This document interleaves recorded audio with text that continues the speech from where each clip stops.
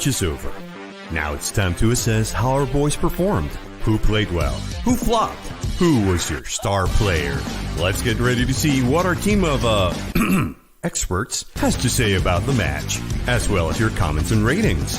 This is TTR's Match Review Show. Enjoy.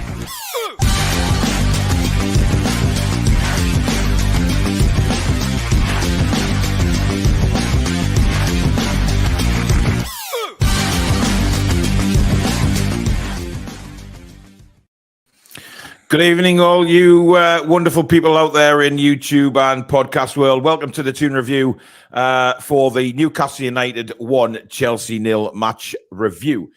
We are expecting Danielle at some point, but she must have internet problems because we can't get in touch with her at the moment. But hopefully she'll be on at some point.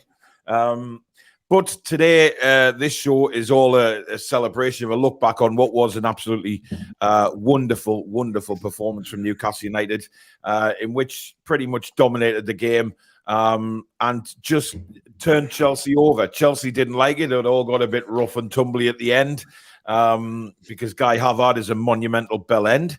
But at the end of the day, we come away with it. Who did I say there? Guy Havertz. Guy Havertz. Who's Guy Havertz? Jesus, Kai Havertz, man. It's the English version of him.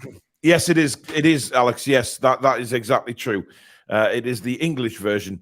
But Kai Havertz, you're a wanker. You're a tosspot, trying to cause trouble with obviously as many Newcastle players as you could possibly get. But it didn't work.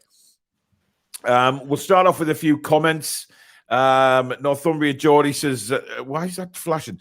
Good evening all. I have to say that's possibly the best I've seen the team play in years. Hardly gave Chelsea an inch to play. We dominated 90% of that game. A true team performance. Gary says, let's enjoy this moment in time. We are playing with spirit and for each other, a united team. One United. Pork Pie, good evening. This time last year, we looked down and there was one below us. This year, there are 17. Come the Toon. Absolutely. Oliver B says, question my favourite people. Remember when we did think we needed Maxi in the team to win? Where does he fit in now? No one is talking about him. Well, I'm sure we'll come on to that because obviously I found it a bit strange Maxi didn't come on. I was expecting him to come on in the second half because at half-time he was doing some rigorous warm-ups away from the rest of the substitutes. So whether he's just felt a twinge or a pull, but then again, he was sent out to warm up in the second half. So not sure. Carl says, well done to the team. I think Kai Havertz should get a ban for his behaviour at the end of the game. I think he incited the trouble outside the ground. Look, with what happened outside the ground, right, it is unacceptable on any level, right? I will never understand this thing, why you've got to fight with other football fans. I don't get it. I never will. For me, it's a load of bollocks. You know, just go and enjoy the win. Go and sing with the Newcastle fans. And the Chelsea fans were to blame as well, inciting the Newcastle fans. Just go home. You've lost. Stick it in your pipe, smoke it, go back to London. But it was all bollocks, man. It really was. Pork Pie says, have you noticed how irate teams are getting when we beat them? That means we have arrived. Get used to it. Yeah, it's always going to happen now. The saltiness is incredible. Cesare says, Maxi's still an important part of the team, but we're in a much better position now not to be reliant on one player. No matter who he is, he's still a massive threat once he's fit. Tom says, good evening, everyone. Another great win yesterday. We are ferocious. Plenty of Chelsea fans in meltdown. Get used to it. Our tanks are on your lawn. Wow. Good evening, Rachel. Modern away there. Nice to see you yesterday, Rachel. But there was a very funny comment came Rachel's way, which we were a little astonished by, but it was funny. Ian says, good evening, TTR family. And Mod, still can't believe we are third going into Christmas. Well, get used to it. John's Backdoor, good evening. Kamal, good evening. Toon fan, up the A1 says, evening, everyone. Hope you're all still buzzing after yesterday. Great to be third before the World Cup. Pity some of the other so-called Big Six got results. Yeah, Tottenham were lucky, extremely lucky. But listen, Man City's result at home to Brentford was quite staggering, actually. I don't think anybody expected that. But Alex, on the talk of obviously we'll start with Maxi. Didn't come on yesterday. What were your thoughts on that? Yeah, no issue really. I'm not bothered about that at all. Mm. I think the game. It's not that Max is not needed. It's that we've got a really, really balanced system against stronger teams. Having Yeah. Joe Linton out on the left wing, um, and then having Willock in midfield. I mean, it's not really how it plays out on the pitch. Eddie Howe described it in his interview.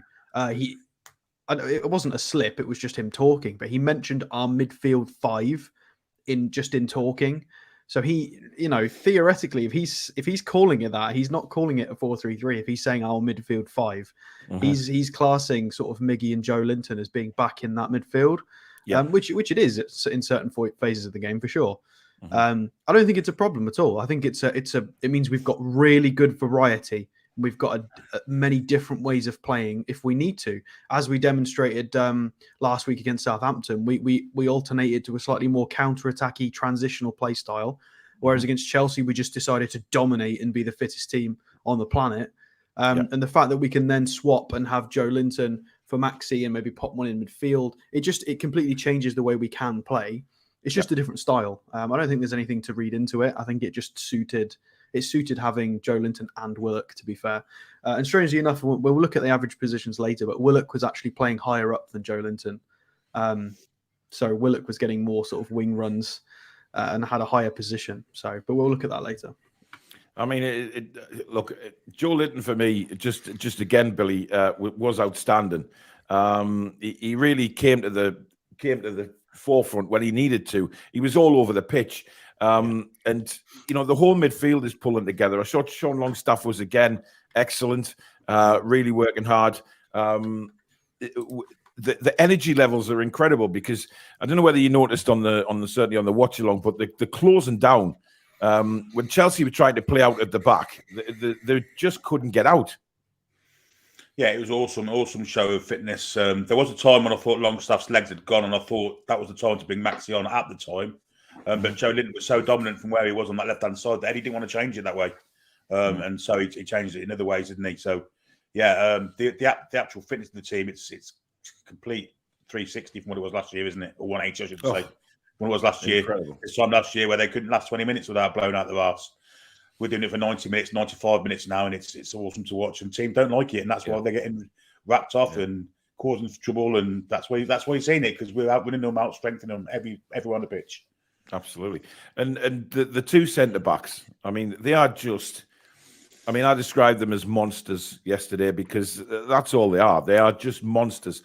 They are absolute quality. And I mean, Botman, obviously, he went off injured in the last couple of minutes, but Fabian Schär again, just the interceptions that he made. And then there was a couple of times that he gave the ball away and he went back and won it. And some of the tackles that we're putting in, Kieran Trippier, just absolutely outstanding yesterday. And Alex, just that back line just looks so solid. Yeah, it was a far more dangerous game yesterday than we've been used to. Tottenham didn't really give us as much trouble apart from Son. We've not played any super dangerous teams like that recently. And that's funny because we played a lot of good teams recently. But they were the scariest, to be fair. Schär and Botman were kind of left alone somewhat. And that's because of how we're just playing man for man, really, really aggressive press, because we're trusting our centre-backs to win those one-on-ones. And it's the first time we've seen, I mentioned to Billy yesterday after the watch-along that when Botman first signed and we did that show, we talked about how good he is at recovery runs and the 1v1s. I think yesterday was the first time we've got a real good example of what he can actually do. People talking about his pace, no problems there. Recovery runs were exceptional. His positioning, just, a couple of little headers just timed perfectly to cut attacks out. And Schär as well, the same positionally. I think it's a combination of technical skill with their passing and physicality and intelligence all at the same time, wrapped into both centre backs. They can read the game, they can pass the ball, they can be physical. How would we make them better? If we could put them in a laboratory, what would you do? Maybe give them a tiny bit more pace. There's not much more you could really do with them. You would want what they are now, which is very, very good. Just incredible. In FIFA talk, Botman is what you would call lengthy, isn't he? He's deceptively quick, isn't he? He is, yeah. I don't know where this lack of pace nonsense has come from. I'm yet to see it. I really am. Yeah. And they read the game so well. It's not all about pace. It's the way they read the game and things like that. And, I must admit, I was very, very, very confused at Chelsea's starting lineup, Billy, when the teams came out. No Havertz, no Ziyech, no Aubameyang. I was very impressed with the young kid Hall on the left-hand side, though. Outstanding. Really, really good talent, him coming through. But Chelsea didn't offer anything until they made the substitutions in the second half, and then they started to put a little bit of pressure on us. Yeah, I felt it was all a bit haphazard, lackadaisical, all of it, really. Even when they had to take Loftus-Cheek off and they brought Thiago Silva on. I just thought strange way of going. Very strange substitution. That's what we all said at the time. Yeah. So Aspilicueta went to right wing back, and Thiago sat in the middle of the back three. But yeah, it was just odd. And the quality of the bench was players that could have caused us lots of trouble if they were on the pitch for longer. The Havertzes of this world. Aubameyang didn't even get on the pitch. When they needed the goal. There's lots of things that they did that was quite odd. Let's say. Chelsea fans are very, very confused. Certainly, especially at the lineup, they didn't offer particularly much. I think Pope had to make a very good save in the second half, diving off to his left, which he touched around the post. But we looked so astute, even when we went ahead, and then obviously Chelsea at that time were actually coming at us a lot more than they did in the first half. But what a wonderful strike, Alex. Miggy again doing some good work and cutting inside. And then Willett just said, "Here, son, I'm having this one this time." And a goal that he truly deserves. But what a wonderful goal as well. It was. He's been having a lot of pops recently. We mentioned yesterday that since he's been doing his interviews talking about scoring, he started scoring. So it was a lovely worked move. I think more credit needs to go to Miggy for making sure he was out of the way of that. He recognised and identified that his teammate was in a better position and could get a nice sweet strike on it, regardless of whether it would go in or not. It was the right call. Brilliantly struck, and it was coming. It was coming because they were giving us. Well, okay, no, retract that. They weren't giving us anything. We were working for all of these high value chances, and we were putting so much pressure on. We mentioned yesterday at half time that if we keep doing that, one of them's going to go in. One of them will go in. You just play the odds. You just keep pushing. This is why it's always better. Well, this journey that we're on to be a dominant team that win trophies. Always better to be an attacking team. Always better because you just play the odds. The more shots you get, the more aggressive you are, the more likely you are to score. It's about creating lots of high value chances. And that's what we did. We were patient with it. We weren't just pulling the trigger, although Bruno kept pulling the trigger really early yesterday. He kept having a lot of pot shots. Bruno wasn't his normal self yesterday. And a lot of people said that in the ground. His passing was off yesterday. It wasn't wrong necessarily. I was just surprised to see him pull the trigger. He was trying to play the right ball, but he was just overhitting them, especially in the first half. He tried to play that, those little through balls to Trippier and Miggy, and he was just overhitting everything. But listen, he's not going to be 10 out of 10 every week. And he's just had a new Ben. Yeah, let's just he just wasn't at his esteemed best yesterday, but he was, I do want to actually, we just had a super chat come in from Ian Fleming, £10. Thank you very much, Ian. Loved your passion doing the review yesterday, Paul. Also great commentary yesterday, Billy. Indeed it was. Another good commentary on the channel. And well done for that, Billy. And thank you very much for the comments, Ian. Just before we go on, if you do enjoy tonight's show, please don't forget to hit the like button. It helps us move up that algorithm. And if you're new to the channel and like what you see, why not subscribe and come and be part of the Toon Review community? It's free to do so. Man United scored. Last minute goal, right? Last minute as well. There you go. Fuckers. They're still miles behind us, though. Yeah, so if you are enjoying it, hit the subscribe button and, of course, the notification bell. And if you want to donate to the channel tonight, as Ian has generously just done, just hit the $sign at the bottom of that live comments and it will take you through. Now, one player I really like to shout out tonight, and it's Chris Wood, right? And I've given him a lot of stick on this channel, a lot of stick, right? Now, we know what his restrictions are as a football player playing in this system of Eddie Howe's, right? He's not a dynamic striker. He's not He doesn't make the runs that Callum Wilson does, but he worked his arse off yesterday. And what was noticeable was, a couple of times that, he made some good runs into the box. The crossing was poor and didn't reach him. It was defended well or turned away for a corner, etc. But his closing down of Mendy, when the back pass, he was running all over that front, the Chelsea's back line, really hassling, giving them trouble. And that's probably what exactly Eddie Howe asked him to do. Like I say, we know his restrictions. We know he's not going to be as good as the rest of them and stuff like that. But listen, for the flack I've given him, he really worked his ass off yesterday. He really did. So a massive well done to Chris Wood, because he caused a lot of problems for Chelsea trying to clear it. When they were trying to play out from the back, him and Miggy and Joe Linton, etc., Willock, they were all getting stuck in, making it very difficult for them to break from the back. And, he was part of that. So a huge well done to Chris Wood. Jeanette Johnston, a £5 super chat. Thank you very much. Hi, guys. I think people are starting to realise we mean business about time. Yes, indeed. What did you think of Chris Wood yesterday, Alex?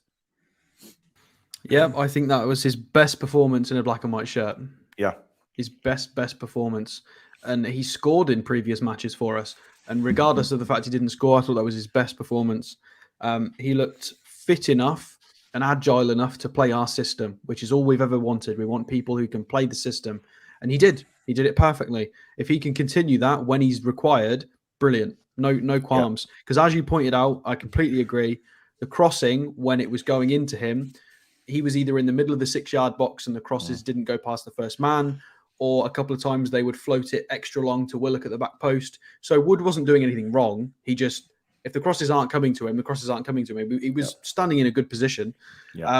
And then his pressing was relentless. It was very, very good. He making sure he was, when the press was triggered, he was keeping up with Miggy and making sure they were closing passing lanes. It was excellent. That's what we want from him. And we don't need him to necessarily score, because the way we're playing, anybody can score. It's just whoever ends up in the right place at the right time, who takes the hit, gets the goal. All the team are chipping in under. Yeah, exactly. Absolutely. So we don't need him to. We just need him to do that, because that was brilliant. Yeah. Zishan, thank you for an $8.99 super chat, my friend. He says, "Evening, guys. Hope you're all well. Brilliant performance yesterday, but Trippier was truly immense. Billy, your Cockney send-off was class." Yes, I heard about that. I also heard your comments about Germany, Billy, which, dear me.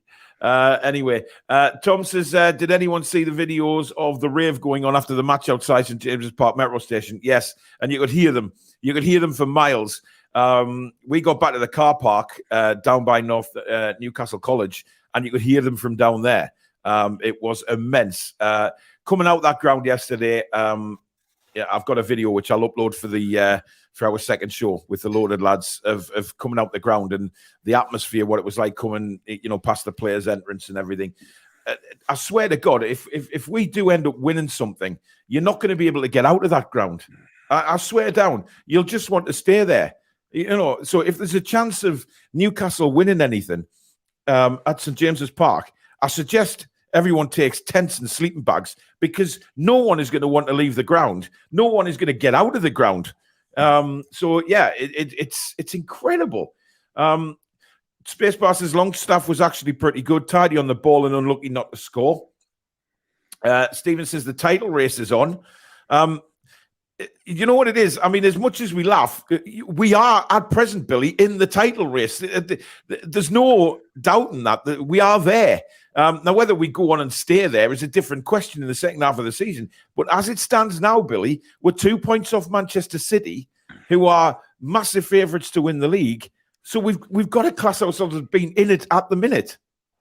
Yeah, why not? Why shouldn't we class ourselves as being in it? It's been a long time since we're in this position, so let's enjoy it while it lasts. We're not halfway through the season yet, but still, we've got a nice run of games coming after the World Cup, and let's see where we are in January. And if we feel like we could kind of go on further, perhaps there'll be a nice bit of investment into the team to help us maybe achieve that. So don't stop dreaming yet. We're in the race, absolutely. I mean, it's strange to say it, but you can't not say it at the minute as we stand. But it's just, I mean, Alex, when we're in a position like this as it stands at the minute, 2 points away from City, When that window opens in January, players are going to be very attracted to this football club, to what we're building here, aren't they? Yeah, I mean, it's almost guaranteed we'll have some kind of European football next season now, unless the wheels do seriously come off. But even if it falls away completely, you'd argue we'd still be very unfortunate not to get sort of Conference League or something. We should have something, which is great because it'll give us a huge, like an increase in fixtures. So it'll warrant having a slightly bigger squad size. People are going to get more game time. We can make more promises. And even if we don't quite necessarily get top 4 or Europa this year, it's more believable when we promise it. If we say we're going to push for it next year, it's far more believable because of how we're doing at the moment. Absolutely. And not just that, it's we can sell the atmosphere and the journey because it's everybody wants a piece of it right now. We're getting all kinds of attention on football video games such as FIFA. We're getting a lot of people getting called up to World Cup squads, the atmosphere in the stadium, the fans, all the memes. It's so much more than that. It would be very, very good for a player's career. It would give them great exposure as well as a manager that's going to improve them. It ticks. What box doesn't it tick? It ticks every single box, and it's in the Premier League. It ticks every box right now. So, Tom says Guy Havard is a Sky Sports news reporter. Yes, he is. And thank you, Tom.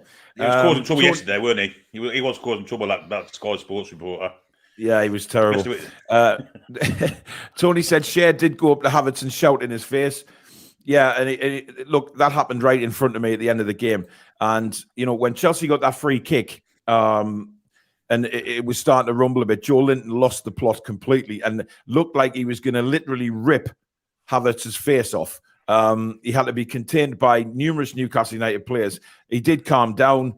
Havertz tried starting on at the end again. But, I just love the camaraderie in our team because they're just in for each other. If one person's getting a load of hassle, the others will come in and defend him. And it happened yesterday with Havertz, and Havertz's behaviour was disgusting.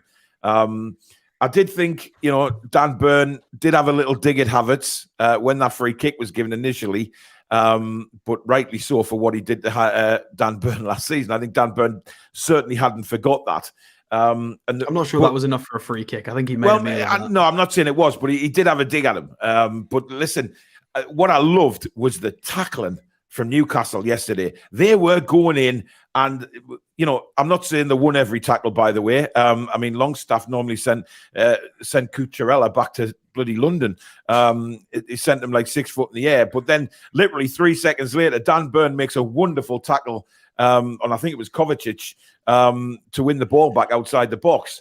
But the tackling, Billy, was just superb.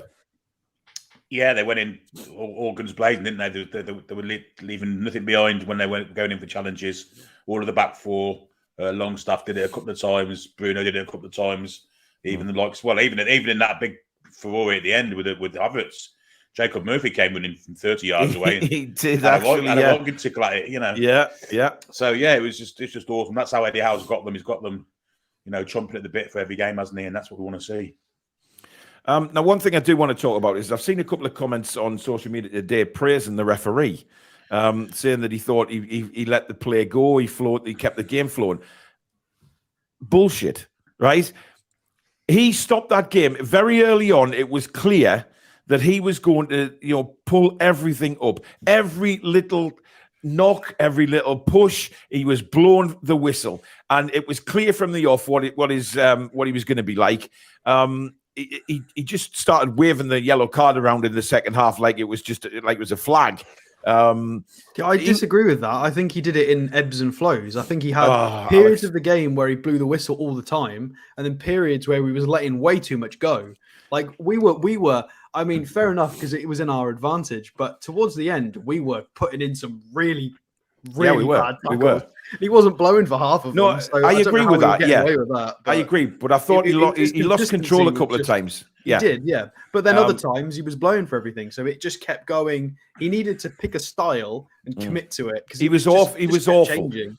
He was awful, and he lost He the wasn't plot very in good, injury no. time. He lost the plot in injury time. A couple of very easy offsides missed by the linesman as well. Yes. It wasn't a great day for the officials, to be fair. No, and Bruno was maybe lucky that he didn't get some of his tackling. And there was a couple of times Bruno threw himself to the floor yesterday, and the way that he normally does to win free kicks. There was one in the penalty area in the second half where, I don't know whether you can remember, it was cut back. Nick Pope, it kind of hit Nick Pope. He went to pick it up, but it bounced just in front of him. He fumbled it. It went up in the air. And then Bruno, for some reason, he just tried to shrug the Chelsea player off instead of just belting the ball away. Yeah. But again, I think, Billy, that's probably a learning curve for Bruno that, in those situations, just get rid of the ball. He, as skillful as he is, that's not the place to try and shrug players off or anything. I just boot it away. Well, he did it before the one shot on target they had, the Conor Gallagher shot that was pushed around the post from Pope. Trippier lost the ball, then did bust the gut to get it back, did fantastic to get it back and give it to Bruno, who then fanned around with it on the edge of the area, trying to go past players on the edge of the area. Got caught out, and it ended up in a shot. Could have been a goal any other day. I think Bruno's got that much confidence. I think he thinks he can do anything anywhere, and he's forgot that in your own penalty area you don't piss about there. And I remember that challenge, and we got a free kick for it in the end, didn't we? I think he might have got a push in the back. So, listen, he'll learn, and Eddie Howe will teach that out of him. He's still relatively new at the Premier League, but listen, like you say, he's got the confidence that he feels like he can do that anywhere on the pitch. Sometimes it's just heart in mouth stuff, and think, Jesus Christ, just welly it, man, just welly it away. George, good evening to you. He says, evening, Billy. I had a conversation with him yesterday, Billy, and he said a few words to tell you, but I'm not going to say them on air. But only George, doing you a favour, George. Only doing you a yes, favour, he will, exactly, and he will realise that, will Georgie boy. Spacebar says Havertz showing fight once the game had ended, a bit too late. Andrew says, hi TTR, just want to say a massive thank you to our amazing supporters yesterday. We did our bucket collection for Crammy Town and made just under £3,000 from the supporters' kind generosity. Fantastic. Really, really great news. Darren says, how are the Mags? What a brilliant first half of the season. Cannot wait till after the World Cup. Sean Longstaff was man of the match for me. Hazard says Longstaff must have 6 lungs. Honestly, great from him yesterday. Barney says Tony showed Southgate what he is about. Fair enough, but what are we bothered about Ivan Toney for? Our players in the England squad. Do we really care? I've got a point on that, by the way. I'm a bit frustrated that people all over the media and everywhere keep comparing. They seem to think the call was between Toney or Wilson. And I think people are forgetting that Rashford's in that squad. Yeah. I think Rashford has done much, much better recently, but it's not a great run of form, whereas Ivan Toney and Wilson have been consistent for a long period of time. Wilson came back at the back end of last season and was scoring. He started the season really well. A little bit of time out, he's come back, carried on scoring. Toney's had a great season so far. And Rashford on form is third behind both of them. And not to mention Conor Gallagher, is also in there. So I don't think the conversation should be Toney or Wilson. I think that's really unfair. I think they both deserve to go in. We shouldn't really be comparing them. Although that's just my opinion. Ivan Toney is under investigation for illegal betting, isn't he? So I don't think the FA would well, maybe that's part of it, but I think that as well. I mean, obviously that's not for us to comment on, but that could be one of the background reasons, but time will tell. Foxy says it wasn't the right game for ASM to come on while holding a lead. Wouldn't help us defensively in those final minutes. It might have been different if we were still 0-0. You never know. I was expecting, like I say, he was doing a very stringent warm-up at half-time away from the rest of the subs. So we thought he may have come on, and maybe that was Eddie's plan if it was still 0-0. Certainly when the pressure was beginning to build on us a little bit before we scored, I was saying that maybe it is time for Maxi, so we've got an outlet to run with the ball, to just get us out and up the field a little bit. But obviously Willock then went and fired in the shot. But I do love the competency of the coaching staff for making that decision early. Whereas in previous managers, they might have got to a point where they just think, oh, crap, well, maybe we should warm one of the wingers up. And they'd have, if that was managers have passed, Maxi would have started warming up on 55, 60 minutes, or still been sat down. So I do like the forethought from all the new coaching staff. It's lovely to see. Kungle Fox talking about the wind up from Lascelles yesterday when he wouldn't let Cucurella take the throw in. That was quality shithousery from Jamal Lascelles. Obviously, he got booked. The one booking that I was really pissed off about was Nick Pope's, because Fabian Schär could hardly move. He'd obviously cramped up or something like that. And quite rightly, Nick Pope was not going to take the goal kick while one of our players is, especially a centre-back, struggling to even move. So for the referee to be that arsey, come over and book Nick Pope for time wasting was a bit shitty. It wasn't normal time rate. It was a stupid booking for the referee to give, because he should have been aware that Fabian Schär had cramped up. He just made a tackle, really stretched to make the block, and obviously cramped up. You know, you're talking injury time in the game. So I think, the referee, very petty there. Barney Rubble says Joe Linton was immense, tackling back and getting his foot in. This guy just exudes class now, Alex. He's just something else.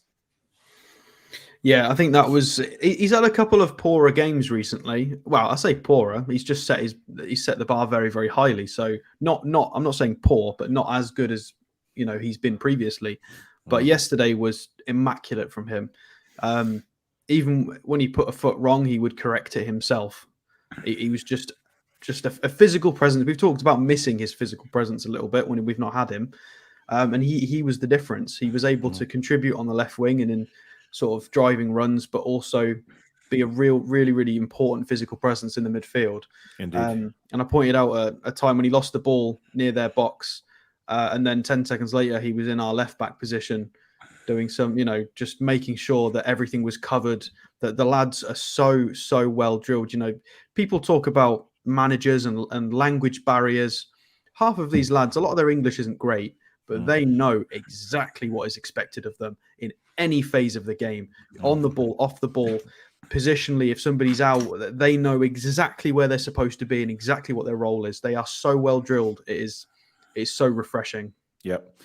Jimmy says, good evening, Jimmy, or afternoon over there. Complete domination yesterday, third place. Now I go from this happiness to the disappointment of the USA in the World Cup. Yeah. True. Yeah. Paint Purple says, do you think it should be indirect free kicks for accidental handballs in the box?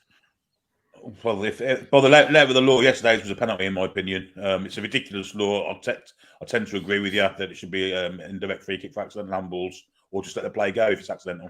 No one's meant the referee was indicating, obviously, you're talking about that one in the first half, Billy, where he tried to, Joe Linton pulled it back. The referee indicated that it was, his hand was in would you call it a natural position? So it's not a handball, or did it go to VAR? We didn't know in the ground if it had gone to VAR or not. I think it don't did. think it did. You think it did? I'm don't? not sure. I think it did. Yeah. Right.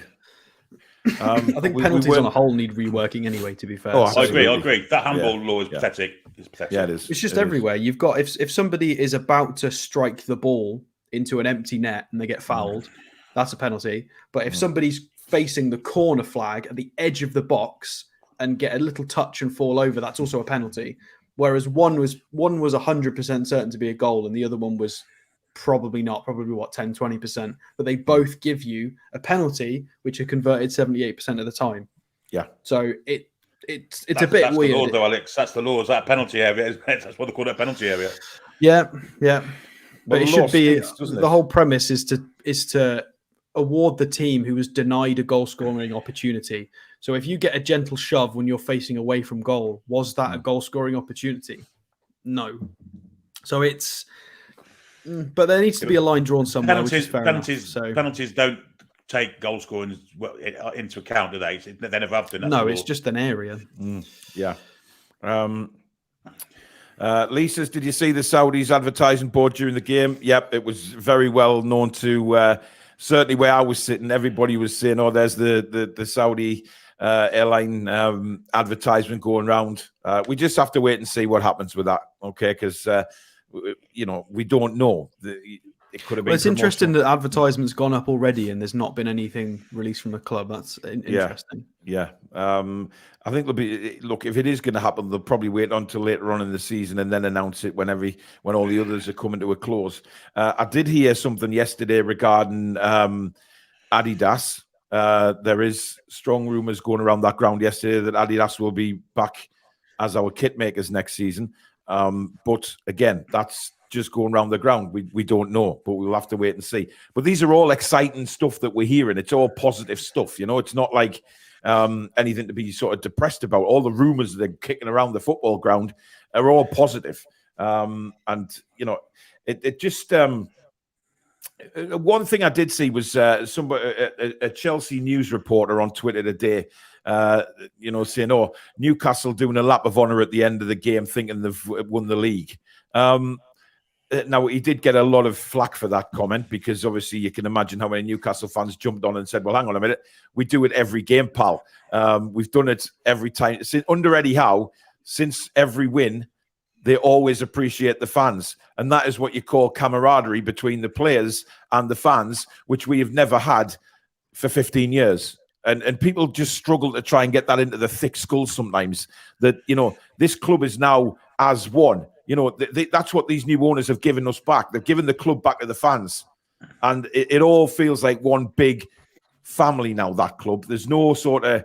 The communication is fantastic. The way the players go on with the fans now is incredible.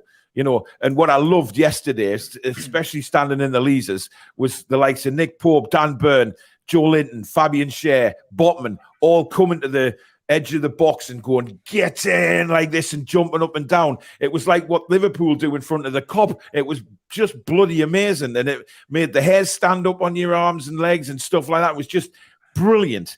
And that is what we haven't had for so long. These players being part of the fans and appreciating what the fans are doing for the players. And, to make a comment like that is just salty as shit yet again. But we're going to get that all the time, Billy, aren't we?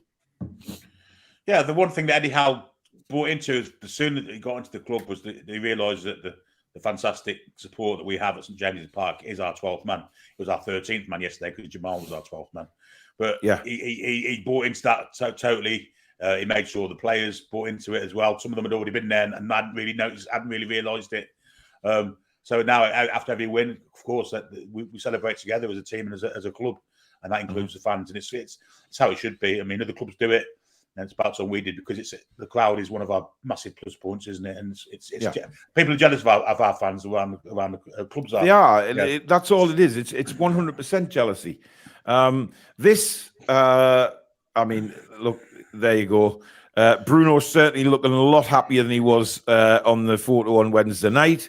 Brilliant to see. I mean, just look at the faces. Everybody is just loving it. Even the players that didn't get on the field yesterday, it just, seeing a photo like that, Alex, just confirms the camaraderie in that team. It's incredible, isn't it?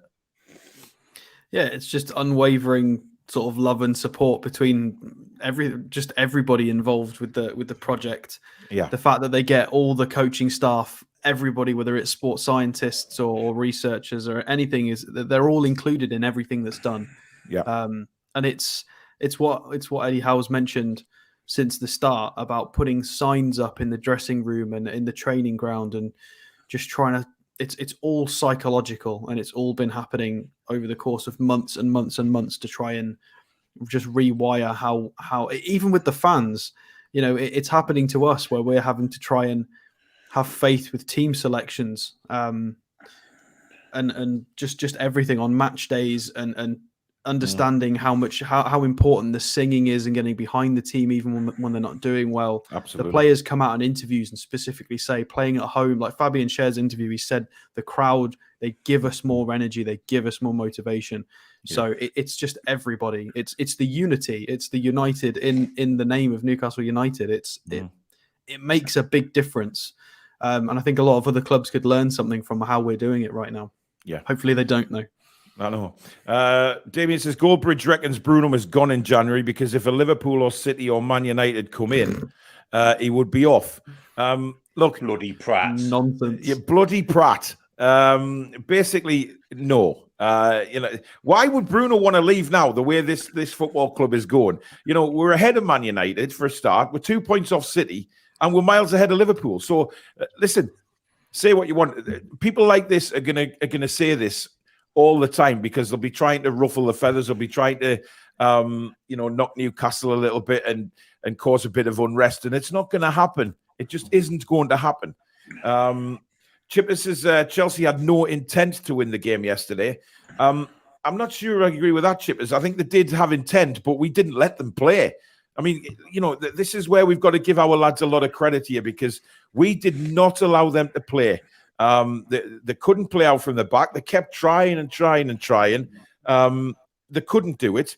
And the few times that they did do it, broke on us, and we dealt with it really, really well. I think when they made the substitutions yesterday, that made a big difference. They looked a lot more comfortable going forward when they had Pulisic on one side, they had Ziyech on the other, and Havertz up front. They did look dangerous. We can't deny that. But the bottom line is they didn't score, and we won the game. Tangy says, the more I watch Fulham, I think how good Paulinho is would be good for us. The squad depth we need. What a player. I agree. He had a great game today. Got man of the match. By the way, go on, Billy. He got man of the match. Gary Neville gave him the kiss of death, gave him the man of the match, and then within 30 seconds had scored the winner. Man United, bastards. Typical. By the way, did anybody see the goal Karen Gual scored? Oh, gosh, yes, I did. Wow. Literally on the sidelines, and he still found the yard net. Switch, and then he just the way he took the ball down and just smashed it in. Listen, we've got a real player there, an absolute diamond. It's really exciting to know he's a Newcastle player. Northumberland Geordie says it's how we made them play. I think we're making good teams look poor with how we pressure them into playing. Yeah, because do you think it's because, Alex, that the teams at the top end of the table aren't used to being pressed like we press them? They're used to having a bit more time on the ball because a lot of the other teams maybe show them a bit too much respect and sit back a little bit, where we're just in on them. We don't give them a second.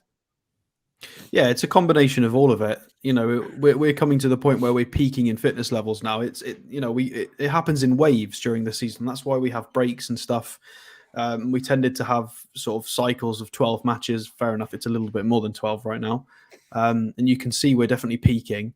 I was a little bit worried there was going to be a decline, sort of maybe around the Everton game or just after the Everton game. I thought there would be a visual decline in our fitness levels. Mm-hmm. And I was so off the mark. We weren't at the top of the peak yet.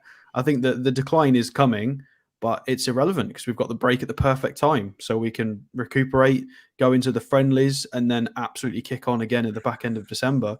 It's just fallen perfectly for us. And the fitness levels, yeah, as you said, they're not used to it and they didn't like it. And as Billy said earlier, they got really ratty about it at the end of the game. They didn't like it. They didn't like the fact that this team that's not a Champions League team hasn't got recent pedigree was just absolutely on them at every moment in the game. They barely had a sniff until it took them over an hour to get any sort of foothold in the game. For the first hour, we absolutely dominated them. Luke McKeon, thank you very much for your $7.99 Australian dollars. He says, good morning from down under. Congrats on winning the cricket last night. We won the cricket as well. So World Cup 2020 champions. And he's very salty about it. Well, he is, yes. You'd expect that. Toon fan says, how can you say we dominated them when we only had 49% of possession? Let me just go first, Alex, right? 49% possession. It's what you do with the ball. Chelsea had a lot of possession, knocking it around the back, the defense, because they couldn't get out. So they would keep having to turn back and go back and knock the ball around the back end of the 11. So that's why they had more possession, but they didn't do anything with the possession that they had. There's a big difference there, Toon fans. So I think it's a bit of a silly comment to make, to be honest, because we did a lot more with the ball with our 49% of possession, but Chelsea had to sit back because they couldn't get out. Because we pressed them, they kept having to turn back, and that's why they had more possession. It's not all about possession; it's what you do with the ball. I think the territory stat would be a better one to look at if I was. Absolutely. Well, I took a screenshot of all the stats around the hour mark. So this is us around the hour mark. We had 57% possession after the hour. We had 8 shots to their 1, 2 big chances, 4 corners to their 1. We had 80 more passes than them, 80 more accurate passes. That there you go. That proves it. That proves we were far on top an hour into the game, and that there was no reason for us to put our foot on the neck as hard once we'd scored. We had to try and be a little bit more balanced with our play style. So, Toon fan says it, but it's not dominating, is it? Yes, it is. Because having more possession, more passes, more shots, more corners. Yeah, but what do you class as dominating? Yeah, we dominated them. Even when we didn't have the ball, we were dominating them because the press, they couldn't deal with it. Like we've said a million times, they kept having to turn back and play it across the back line all the time. That is why they had more possession.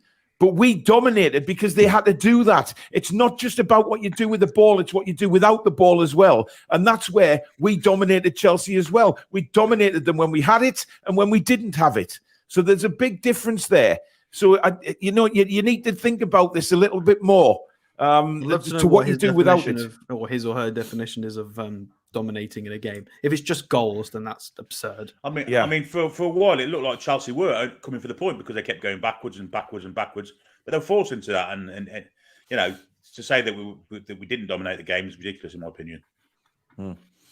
Even when they had the ball, we were in control, though, says Nathan. Exactly. Bang on. Lee says we sat off them the last 10 minutes. That's the only reason they edged possession. Yep. Absolutely. But they also edged possession was because of what we've just said. We pressed them back where they had to play across the back line constantly, and they couldn't get out. So, why do we have to find a negative in such a wonderful, wonderful win? Jesus Christ. I get hammered all the time for being negative, and I don't know why, but, bollocks to that. I mean, I can't understand trying to find a nitpick in what was a superb performance yesterday. Malk says, never seen Alex so happy about a match, and rightly so. Richard says, good result yesterday. Not sure what was going through Cucurella's mind when he approached Dan Burn. Even Forest got a win yesterday, which moved us up the table a bit. Yeah, it did. Good result for Forest. Stu says, great goal from Willock and well-deserved. We played so well yesterday. We made Chelsea look like a mid-table side rather than recent Champions League winners. Class from Eddie and the lads. I don't think this can be. This needs to be stated more that the Kovacic and Jorginho in the midfield, Champions League winners, highly competent players. Absolutely. We had Longstaff and Willock still in that midfield with Bruno against Champions League midfield, Champions League winning midfield. And Longstaff, by the way, did himself proud yesterday. He was in against Champions League winners, and he was superb. And there you go for all those people that say, oh, you hate Longstaff when you hate Willock and you hate Miggy. He was superb, right? I will say outright when players are superb and when they don't have a good game, because I don't bullshit, right? If I see a player not having a good game, I'll say it. And if they do have a good game, I'll also say it. It's what you call being honest about what you see on the pitch every week. Jorginho's not just a Champions League. He was one of the players of the tournament of the European Nations. He was. So let's not forget how quality their team is, and we dominated them. Yeah, a lot of people saying that Bruno might be a little bit off because of obviously a new baby. Absolutely. Maybe. I mean, he may not be getting a lot of sleep, so you've got to take that into consideration as well. Paul said that idiot asked Billy to talk less. So you're talking too much. What, on the watch along? You just want silence, do they? What? That's unbelievable. You just meant to watch along with it. You can't talk. Yeah, absolutely. Spike says perhaps the baby is taking its toll. Indeed. £6.10. No, I thought the same. Beat me to it. Up there once is Carragher saying Villa were holding on to win today. He says reminded him of Newcastle holding on against Chelsea. Well, listen, Carragher we know talks absolute bollocks. He really does. So there he goes. Spacebar says Chris Wood was excellent yesterday, leading the press from the front.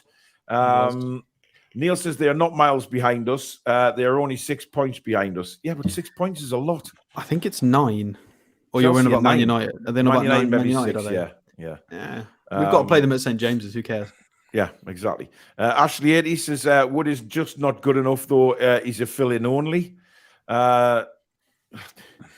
Chris Wood was in a beast mode yesterday. He terrorized Mendy. He did. He did. Agreed with you, Paul. Chris Wood worked his socks off. Will's the Hammers fan says, can we have Eddie Howe as our manager? Well played, guys. Love seeing Chelsea being beaten. In the first part of that, no. Hands off Mr. Sir Edward Howe, as he's known in Newcastle. But guys, Will, I don't know what's going on at West Ham. They are proverbially falling apart. They're not having a great season. Anyway, another graphical statistician. Yeah, so ignore the Chelsea squash to the back. This is just Chelsea being squashed. This is not their average position. But this, well, apart from Pope, I think Pope presumably is a bit higher up than that. This is our average positions for all the players. So I absolutely love this. This is against Chelsea. I mean, we've got what 1, 2, 3, 4, 5, 6, 7. We've got 7 players on average in their half. 7. Normally, whenever we do these average position views, it's normally a balance between sort of 5 and 5. This is 7 in their half, and Burn is right on the halfway line as well. And then when you consider all the passing networks we've got there, you can see how they're set up just for the interplay. And this is what I mentioned earlier about Willock actually having a higher position than Joe Linton, despite the fact Joe Linton on the team sheet is a left winger. You know, Willock's pushing further on. Wood is nice and high there. Bruno always taking his little position around he always dominates this centre bit on his own. And then this lovely triangle that they just couldn't deal with it with Longstaff, Trippier and Miggy. The work rate of all three. And then when Bruno drifted that side as well. Yeah, you can just see from that. We'll go to the FOT mob. So there's the 1-0 again. Down we go. All the way down to the graphics. So 51%, who cares? As we've seen, we were out-possessioning them all the way up until pretty much the end of the match when we didn't care anymore. We deserved to win that goal on XG. We had 1.03 expected goals to their 0.3. So we beat them on XG. We beat them on shots. We beat them on big chances. We had more corners than them. They edged out inaccurate passes, presumably right at the end of the match because we just let them have the ball and we sat in a very sort of a structured deep block, and then whenever they sort of passed a bit array or two sideways or backwards, we would trigger the press. And then we've got all of our shots. So you can see here, Longstaff, very unfortunate not to score. He had some really good value chances, to be fair. We had a Joe Linton header. So that was one of Longstaff's shots, and I think he had another one from here. Yeah, so a 0.21 shot and a 0.23 XG shot from Longstaff. I think on another day he scores them. He's definitely. We talked about Willock playing some really, really good football and starting to get those goals. I think Longstaff is on the verge. I don't know if he's capable of taking that next step, but I hope he is. And if he can suddenly start putting these 1 or 2 chances away that he gets quite frequently, as well as all this work rate he's doing, well, we've potentially got another very, very tidy player on our hands. Bruno's funny shots from miles out, and there's this other one from very far out with a 0.03. Yeah. And then we've got the goal, Willock's. So you only score 1 in 10 of them, but he hit it sweet enough, a 0.1 XG. Lovely, lovely goal. And this was Burns. It was. This was Burn had a pop from the corner. He had a little. It was a good block, but even Burn had a little giggle because he was quite happy he got the chance to have a shot, which was quite nice. And yeah, he hit it with some power, didn't he? Hit it with some power.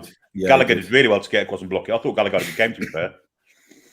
Yeah, I think Gallagher and Mount, when they linked up and drove with the ball on that left side, was pretty much their only threat for a large portion of the game until Pulisic came in, really. He took Mount off then, didn't he? Yeah. Well, I thought Hall was their best player yesterday, the young kid, Lewis Hall. I thought he was superb. Yeah, he had a great game, yeah. He was very good. I mean, if you look at their match ratings, none of them above a 7, really, though. They all struggled a lot for ratings. They did our midfield a bit dirty there. Longstaff, the yellow's taking his rating down a bit, which is a shame. If we have a look at we don't count yellows on ours, Alex. So we'll come to us. Joe Willock's heat map. Yeah. So one key pass. He got a long ball Very, very tidy as always. It's becoming quite accustomed now to see Joe Willock with very tidy passing accuracy. Yeah. 1 out of 4 dribbles, 5 out of 10 ground duels. Again, he doesn't like jumping. We've got other midfielders for jumping. We've pretty much we know now that Joe Willock just doesn't jump, so it's part of his game. But 3 tackles, 1 interception as well. Drew a foul. They were all getting stuck in today, and we'll leave some other stats for when we do the actual player ratings. Yeah. Right. Well, we're going to do them now because, as we know, we've got a second show tonight, guys, starting at 8 o'clock. We've got the loaded guys coming on with us. So we'll be talking about yesterday's game. We'll be talking about the World Cup, and we'll be talking about what the prospects for Newcastle are in the second half of the season. So that's going to be a great show with the loaded lads at 8 o'clock tonight. So we're going to get straight into this now. But we're not going to give our man of the matches. We'll give our man of the matches at the end when we've done the player ratings. But it is now time for this. Okay, Magpies, time for some player ratings. And remember, no 0.5s. You serious? Sorry, Alex. Hit it up. And once again, thank you to Francisco for the fantastic voiceovers that we can keep adding into our shows, which is just brilliant. I didn't know about that. He's blindsided me with that one. I have indeed. But there you go. Listen, it's great. Thank you very much to Francisco for the voiceovers because it makes these shows even better. So we'll start with Nicholas Pope, and we'll start with you, Billy. Yeah, I thought it was outstanding again yesterday. Never looked like being beaten, to be honest, and that save from Gallagher was a fantastic one. 8 out of 10 for me for Nick Pope. He didn't have a lot to do apart from that.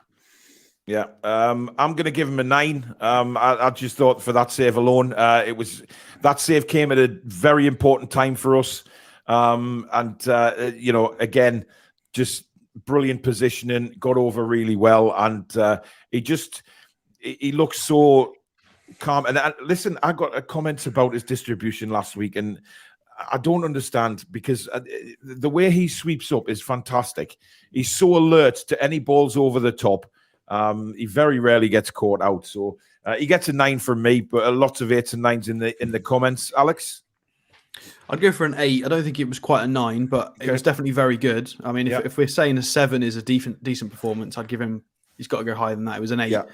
Considering we're getting to that point now where, because we're such a good team, the goalkeeper's having less and less and less to do. And I love the fact that he won't have anything to do for 15 minutes and then boom, world-class save. Yeah. Just so switched on. He can run out and do his little defensive cleanups. Yeah. And if he's not sure, straight out of play. No messing about. His concentration is incredible. It really is. That he deserves the 8 for I just love how he just won't take anything risky. So if he's not sure, it's gone. Yeah, and that's absolutely, considering some of the messing about that certain players do around the box when we get a bit nervous. I like the fact that Pope just doesn't take any risks. It keeps everybody calm. So an 8. Super. Right, we'll move to Kieran Trippier. I'll start this off, and he gets a 10 from me. I thought he was absolutely immense yesterday. Some of the defending he did, he covered for the centre backs. When balls had beaten the centre backs, he was there to clear it away. That happened a couple of times in the second half. The way some of the deep crosses were coming in, and even under pressure, he was just cushioning the ball back to Nick Pope. I thought he was just immense yesterday. So a 10 from me. Alex? I think I'll give him a 10 as well. Yeah. I know he didn't score assist, but he committed 4 fouls. But I think all 4 were fouls that were important to make. They were. His yellow card was a big one because he took one for the team there. The tackle for the run in the box. Yeah. He didn't give away a penalty. That tackle alone deserves a rating on its own. 4 crosses, 4 long balls, 2 key passes, 96 touches. He got 8 duels total, 5 tackles. Just a monster, absolute monster performance from him, regardless of no goals or assists. Just the sheer quality of the performance. I'm going to give him a 10. I thought it was outstanding. Okay. Billy? Yeah, I'm going to give him a 10 also. He's the heart and soul of our team, and it's simple as that. The man's an absolute gem of a player. The passing ability, the way he gets our team on the front foot, the defensive nous. He isn't the quickest, but he knows where to be, and he's always there at the right time. 10 out of 10 for our captain. Yeah. Moving across to left back, Dan Burn. Alex, we'll start with you. Much better than some recent performances. A lot more dominating as well. Did brilliantly when he had to move across back into centre back. I think I'll give him an 8. He's not being given as much responsibility with the passing because we let Botman do that, but he was driving forward with the ball at the right times and he was making the right decisions. He was making the right tackles and blocks. I'll give him an 8. Much more solid performance from him. It was very good. Yeah, I'm going to give him a 9. Again, I just thought he was like you just said there, Alex, much better than previous games. But I thought he was a lot more solid yesterday as well. He wasn't getting beaten down the flanks or anything like that. I think once he did, and he got back and recovered really well and cleared the ball. So he's settling into that position, but also, as you've just said, Alex, moving across for part of the game back into the centre back. That changes the whole dynamic of where he's got to be positionally, etc. When you're playing, 3/4 of a game at left back, then you move to centre back. It's different concentration. It's worth noting that in recent weeks, when we've made late defensive substitutions, we've conceded. So it was really good that didn't happen. We managed to keep the clean sheet. Yep, absolutely. Billy? 9 for me. I thought he was outstanding again. Back to his best form. Should be in that England squad. Absolutely no doubt about it in my mind. I agree 100%, Billy. 100%. He just seemed to be at it yesterday from minute 1 to minute 95, whatever it was. That 98, whatever it was, 97. He was just superb, and he's a hard tackler. He looked dangerous in offensive situations. Also, corners, he looked dangerous. That shot, if Callaghan hadn't got away with it, I think he might have took Mendy into the net with it. I thought we had a great game doing. Really good. Bradley Clasper says he gets a 10 for making Havertz his bitch. Interesting.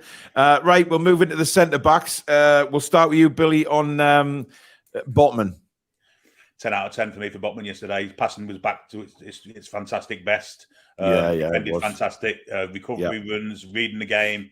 He's got a bit of pace about him. He wasn't bullied by Broja, and that was a hard mark because Broja's really physical, and never was he his bitch.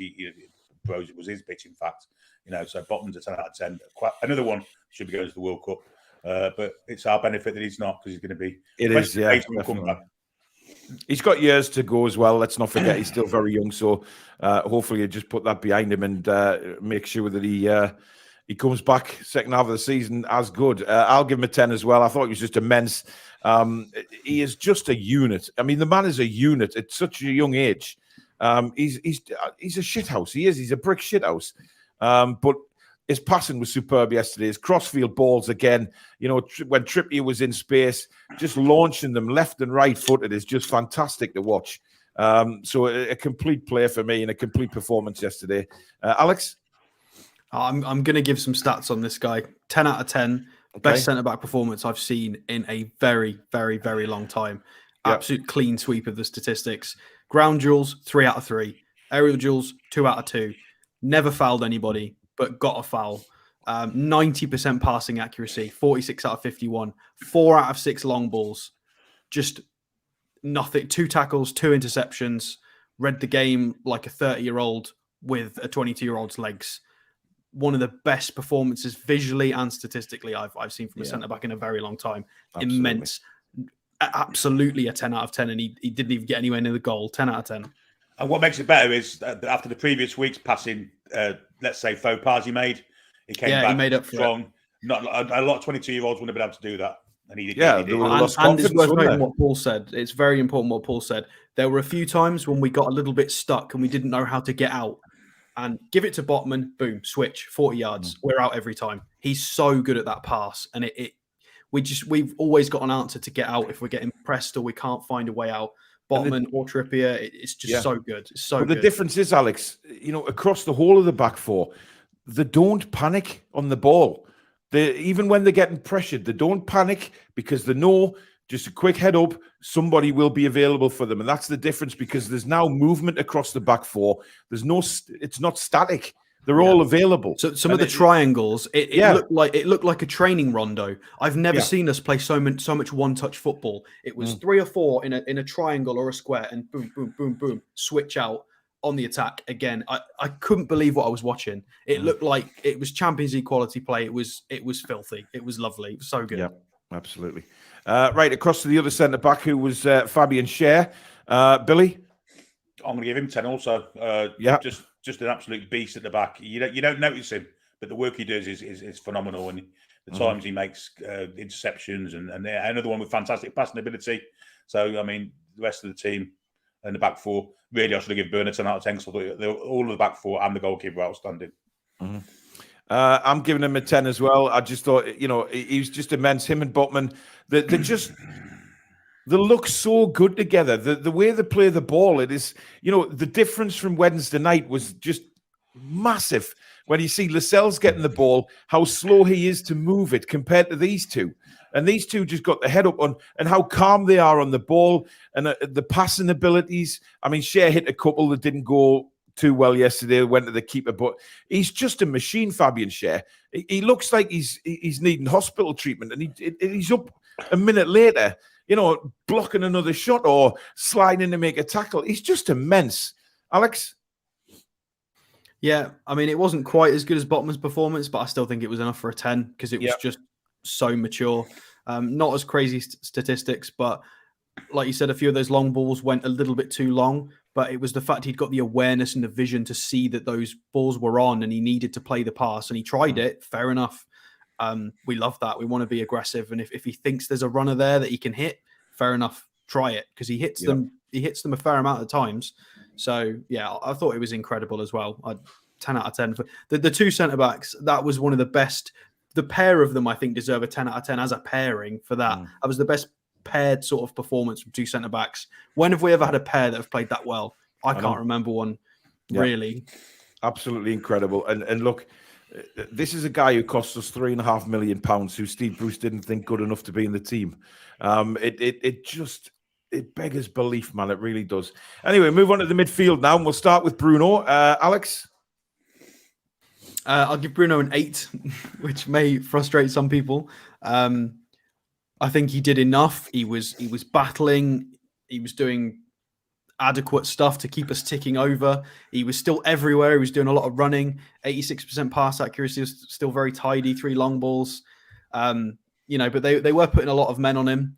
He was 4 fouls is a lot, but he drew 3 fouls as well. It was just a little bit of decision making. Few passes were overhit, and he knows that. He knows that better than us because the camera kept panning to him, and he was going. He knows. He could have done a little bit better on some of those. It's no doubting his quality. A bit interesting going for that 30-yard shot when there was about 15 shirts in the way of it, but I mean, fair enough. He's earned his right to do whatever he wants, to be fair. So, I'll give it was a good performance, but it wasn't good as a lot of the other lads. Because people did very well.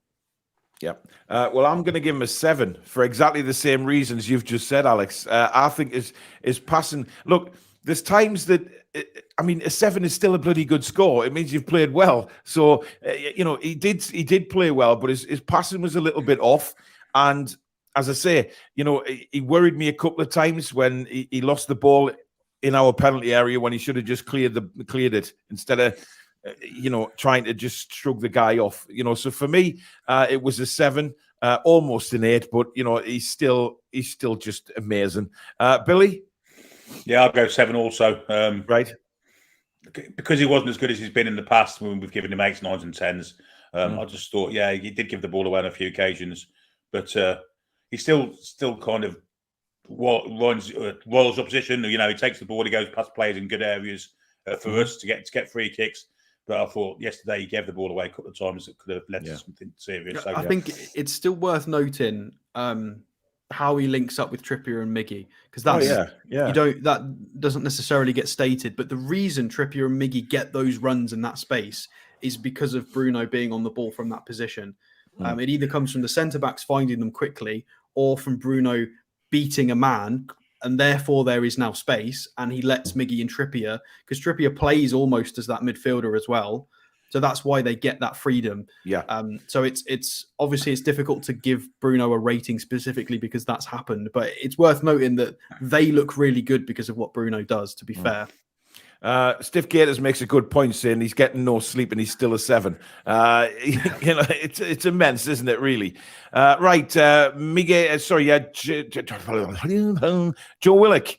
I'll start with Joe Willock, and he gets a 9 from me. Again, brilliant performance from him, including the goal. Actually, fuck it. He gets a 10. If the goal itself actually deserves a 10, so sod it.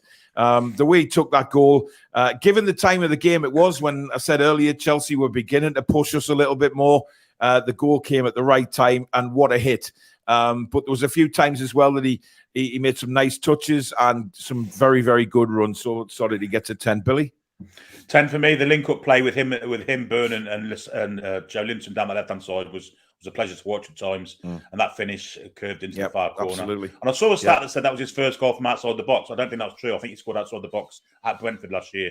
So he did. He did. So 10 out of 10 for me for Willock. Absolutely outstanding. Yep. Alex? Yeah, I think I'll give him a 9 for the performance, and then the goal boosts it to a 10. Just 3 tackles, 5 ground duels. I love that new creation of him being used on the left side, because he does the overlaps. He was running into the box on the left wing a few times, again, a few sort of crosses and driven balls in. It's working really well. Both him and Joe Linton have got a similar kind of leggy driving run style and shrugging players off. And it works when they both get going. They beat men. There's space. 10 from Willock. I'm so happy he scored again. Keep it going. Amazing. Right, we'll move on to the other midfielder, which was Sean Longstaff, and I'm giving Sean Longstaff a 10. Do you hear that? I'm giving Sean Longstaff a 10 to all you negative Nellies out there. 10, 10, 10. I thought he was immense yesterday. It's not so much what he does on the ball as well. It's what he does off the ball. It's his tracking. He's getting so much better at doing that, making sure that he's disciplined in his position. He's making really good runs. He's helping out attacking-wise, especially on the right-hand side. He's helping Miggy out a lot. And also his defending. He's back there defending, helping out, but he just puts in mileage, constant mileage. And for me, I'm giving him the first 10 I've ever given him. So well done, Sean Longstaff. Absolutely brilliant. Alex? I'll give him a 9. Oh, boo! But I'd like to add to that and say I think that's the best game he's ever had in a black and white shirt. Yeah. I think he missed 2 really good chances, which is frustrating. But just his general, how he looked on and off the ball, he looks like he belongs at this level. And that's so nice to be able to say that, because we weren't sure for a long time. He looks good enough. He picked the ball up in midfield. He's got 4 Chelsea people on him, and they can't get the ball off him. They have to foul him. It doesn't get given because the ref was poor, but he was doing so well against top quality midfielders. He was pressing, he was defending, he was creating. He could have scored. He belongs at the level, and that's lovely. That's lovely to be able to say. And I think it was his best game in a black and white shirt. So but still a 9. If he'd have put one of those away, definitely a 10. Okay. Will says, dang, Paul, can you not scream into the mic? It's wee hours where I come from. Will, I'm very sorry, but sod it. No, I am going to scream till the cows come home, just so the idiots out there that have criticised me and keep hammering me, saying, oh, you thought these players a year ago. I'm glad to throw an egg back in my face. I'm proud of them for doing it. So there. Billy? Yeah, I'll give Longstaff a 9 also. I thought it was, again, Boo! fantastic. Yeah, I thought he's been really good of late. The engine he's got is unbelievable. He did have a bit of a sticky patch in the second half, and I thought he might have been too tired to carry on. But again, he got a second wind and carried on where he left off. Yeah, 9 out of 10 for me. But yeah, great player. And only 25, got room to improve yet. I'd like to add to that by saying in pre-season, when we did the preview for the season, I showed everybody that Sean Longstaff was in the top 4% in Europe for pressures, and that the engine was there and there was improvement, and I got ridiculed for that. Look at the engine now. That was spot on. The data doesn't lie. Yep, absolutely. Right, the front three, Joe Linton. Alex, we'll start with you. Oh, I haven't really thought about Joe Linton's performance too much, but I mean, if I'm just going to go with my heart, and before I even click on the stats, I think I'll give it a 10 just visually. I just remember him being absolutely everywhere. Now I've got the stats up: 90% passing accuracy, 7 out of 14 duels. Yeah, I mean, he's 4 tackles. He's absolutely everywhere. We have to adjust our style when he's not playing. because he just brings us that additional physicality. Yeah. He is basically Willock plus physicality. That is what Joelinton is. He is the same player as Willock plus a lot more oomph. And a bit of Brazilian just smattered in there as well. And he's just exceptional. And he made such a difference to being able to play that way. And I think he gets a 10 for that. He gets a 10 for being such a good system player. He's just incredible. Yeah. Billy? Yeah, I'll give him a 10 also. Again, down that left-hand side with Burn and Willock, he was dangerous. And the amount of times he won the ball as well and went past players, got us out of some sticky situations. So, yeah, we don't have missing when he ain't playing. And yeah, 10 out of 10 for Joelinton. Okay. I'll give him a 10 as well for all the reasons that you guys have just said. I just think he was immense yesterday, all over the pitch. His passing as well, just spreading the ball from side to side was superb. 90% for him, better just than usual. Wonderful, man. Just wonderful. Right, on the other side, we've got Miggy. Billy? I'm going to give Miggy an 8. I felt that Mr. Hall had him in his pocket for most of that first half and then the bit of the second half. They definitely catered for Miggy. They wouldn't let him come inside as much, but when it mattered, he came inside and set up the goal. So 8 out of 10 for me for Miggy. Yep, I'm going 8 as well for exactly the same reason. I thought Hall played very well, but they were doubling up on him a lot, which is why, to be fair, Sean Longstaff was helping him a lot during that period. But look, still an 8 for Miggy. He got an assist with a goal. He's just Miggy is what he is now. He's beaming with confidence, and let's hope that keeps going. Alex? Hard disagree. I think he's a 10. Deserves a 10. I think What? everything that Trippier with his 4 crosses and everything that Trippier was doing was because of Almiron's decision making and getting the ball to him in the overlap and playing well with Trippier. He got the assist, 2 key passes. He got 8 out of 12 ground duels. He got 2 free kicks for us as well. Created a big chance. 90% pass accuracy. He was absolutely everywhere, and I think he was a 10. I think he was exceptional. Well, listen, I mean, it's crazy, isn't it? We're sort of having different opinions between 8, 9, and 10 to where we were a year ago. It's crazy, man. It's but the fact bizarre. that they had, as Billy said, the fact that they had to set up to try and shut him down, because we used to have this conversation about people would set up to shut Maxi down, and they didn't care about Miggy's side. And now they are having to really be careful, because if Miggy gets through, he's through. And let's not forget that Koulibaly foul that he got the yellow for. Miggy was through there. He was through. I think Miggy had a good game. I think he wasn't able to do what he's done in recent matches. We do as well, Alex. 8's still a damn good score, mate. So we all appreciate that he's played well. Right, our striker yesterday, Chris Wood. I'm going to start 9. I thought he was superb. You know what? What I did notice from Chris Wood yesterday is some of his little layoffs were brilliant as well, by the way. Laying it off to Bruno, laying it off to Joelinton a few times. And I just, for his work rate alone yesterday in causing all sorts of problems for the defence of Chelsea, he gets a 9 for me. And I'm really pleased to give him a 9. Really chuffed to give him a 9. Alex? I'm going to give him an 8. For the pressing and just for being useful in our system, because it's something I've not seen yet. He just comes on and he's a lump. He wasn't a lump. He actually performed as an athletic player and contributed well enough. That being said, some of the stats were a little bit to be desired. 1 out of 5 aerial duels. Miggy got 2. So listen, I think we have to just listen. We'll have to just accept that Chris Wood is not going to win many aerial duels. It's as simple as that. That's what he's 6'4" and he's a big striker. Yeah, he just doesn't though. He was on the pitch for 76 minutes. I'd like to see a target man win more than 1 aerial duel. I think that's fair for me to say, 1 aerial duel, but he still gets an 8 from me purely because of how it was all about the system. The reason we were able to play like that is because of him. There have been games where our press hasn't worked very well because he's been too slow. Yeah. And with the way we play, every man has to contribute for that to work. And he did it, and it clicked. That was probably one of our best performances for a damn long time. And he gets the 8 for being part of that. I think, to be fair, Alex, he could have scored a couple of goals yesterday had our crossing been a little bit better. It's not his fault that the ball wasn't crossed to him. Yeah. That's fair enough. Yeah. Billy? I'm going to give him a 7. I'm going to give him 7 purely for work rate alone. I thought his work rate was outstanding. He looked a lot more mobile there was an occasion where I felt if he'd been a bit more hungry and he'd have actually got, there was a cross came in and he was within the vicinity of it, didn't even jump. And I thought, he should be going for that. He should be hungry. He should be pushing the gut to get to it. He didn't do it. But for effort alone, 7 out of 10 for Chris Wood, which is a good mark in my opinion for him.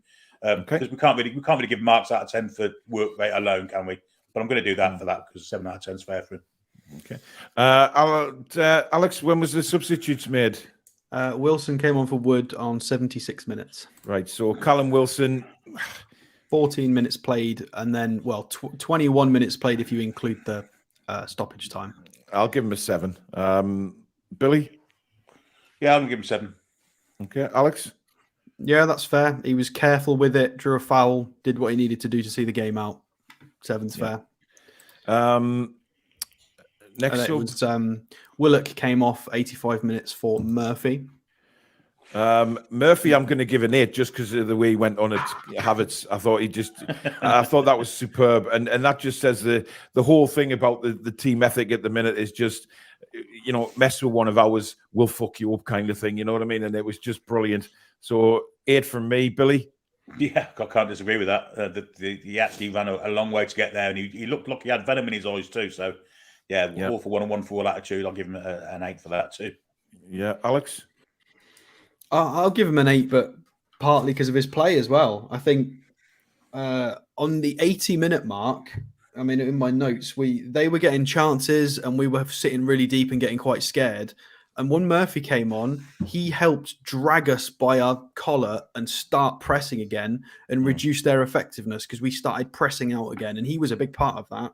So I think he gets an 8 for defending people and for being useful because the lads got a bit scared and they started sitting really deep. And Murphy came on and was like, "Nah, I'm just going to run around all day." And it really helped. Him and Wilson together helped kind of push us back up the pitch again. It was really important.